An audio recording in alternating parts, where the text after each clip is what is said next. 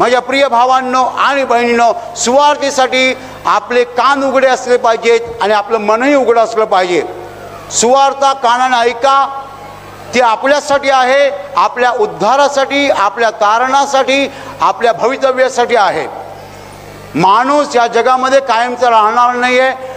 डोळे मिटल्यावर आपण कुठे जाणार हे अधिक महत्त्वाचं आहे। डोळे उघडे असताना कुठे जातो हे महत्त्वाचं नाही आहे।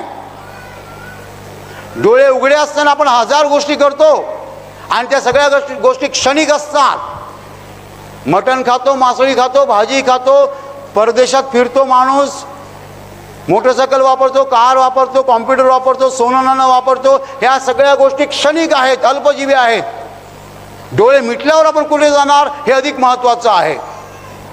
मरणानंतरचं आपलं भविष्य हे अधिक महत्त्वाचं आहे। त्याच्यासाठी आपण काय तरतूद करून ठेवलेली आहे त्याचा कधी विचार आपण केला का? प्रभू येशू ख्रिस्त तारणासाठी या जगामध्ये आला, या जगातल्या वैभवासाठी नाही। म्हणून तर येशू म्हणाला की मनुष्याने सगळं जग मिळवलं परंतु स्वतःचा आत्मा गमावला तर त्याला काय फायदा? जग मिळवणं काय मोठी कठीण गोष्ट आहे। आत्मा गमावता कामा नये। मेल्यानंतर आपला आत्मा स्वर्गातच जायला पाहिजे, नरकात जायला नको।